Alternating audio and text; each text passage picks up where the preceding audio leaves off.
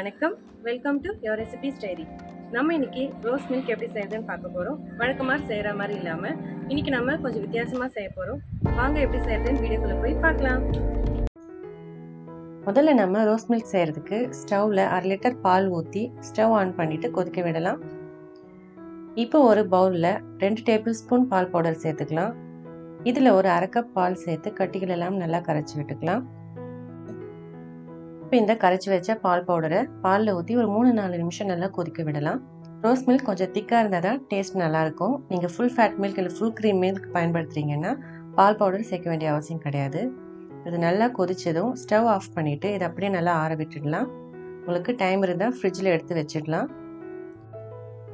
ஒரு 2-3 பாதாம் பீசினி எடுத்து 1/2 கப் தண்ணி ஊற்றி 2 மணி நேரம் ஊற வச்சிங்கன்னா இந்த மாதிரி ஸ்மூத்தாக ஊறி வந்துடும்.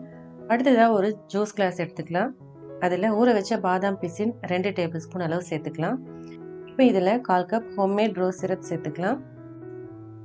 ரோஜா எதை பயன்படுத்தி வீட்லேயே ரோஸ் சிரப் எப்படி செய்யறதுன்ற வீடியோவை நான் ஏற்கனவே அப்லோட் பண்ணியிருக்கேன். அந்த ரெசிபி லிங்க் நான் டிஸ்கிரிப்ஷனில் கொடுக்குறேன், வேணும்னா நீங்கள் செக் பண்ணி பாருங்கள். இப்போ இதில் நம்ம ஃப்ரிட்ஜில் வச்சு எடுத்த பால் சேர்த்துடலாம்.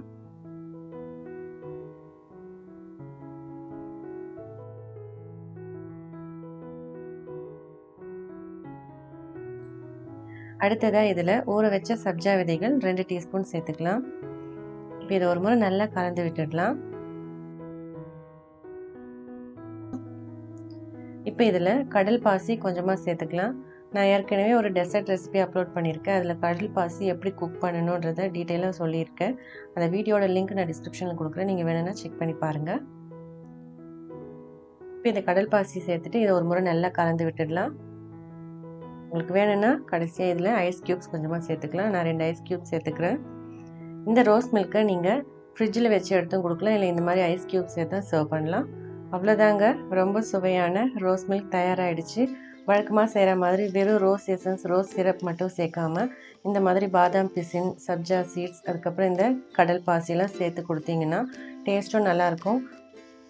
நம்ம சேர்த்துருக்கிற இந்த பாதாம் பிசின், சப்ஜா விதைகள், அதுக்கப்புறம் இந்த கடல் பாசி, இது எல்லாமே உடலை குளிர வைக்கக்கூடிய நல்ல இயற்கையான பொருட்கள் தான். கோடை வெயிலை சமாளிக்க இந்த மாதிரி குளிர்ச்சியான பொருட்கள் சேர்த்து வீட்லேயே ரோஸ் மில்க் சேர்த்து கொடுத்தீங்கன்னா ரொம்பவே விரும்பி சாப்பிடுவாங்க. ரொம்ப ஆரோக்கியமாகவும் இருக்கும். ஓகே ஃப்ரெண்ட்ஸ், ரொம்ப சுவையான ரோஸ் மில்க் எப்படி செய்யுதுன்னு பார்த்தோம். இந்த வீடியோ உங்களுக்கு பிடிச்சிருந்தா லைக் பண்ணுங்கள். இந்த ரெசிபி பார்த்தீங்கன்னா உங்களோட கருத்துக்களை தவறாமல் கமெண்ட்டில் என்கிட்ட ஷேர் பண்ணுங்கள். இதே மாதிரி நான் போடுற ரெசிபியோட அப்டேட்ஸ் உங்களுக்கு வேணும்னா என்னோட சேனல் நீங்கள் சப்ஸ்கிரைப் பண்ணி கூடவே பெல் ஐக்கானையும் ப்ரெஸ் பண்ணி ஆல் ஆப்ஷன் செலக்ட் பண்ணுங்கள். Thank you, bye bye. இப்போ இதை ஒரு முறை நல்லா கலந்து விட்டுக்கலாம்.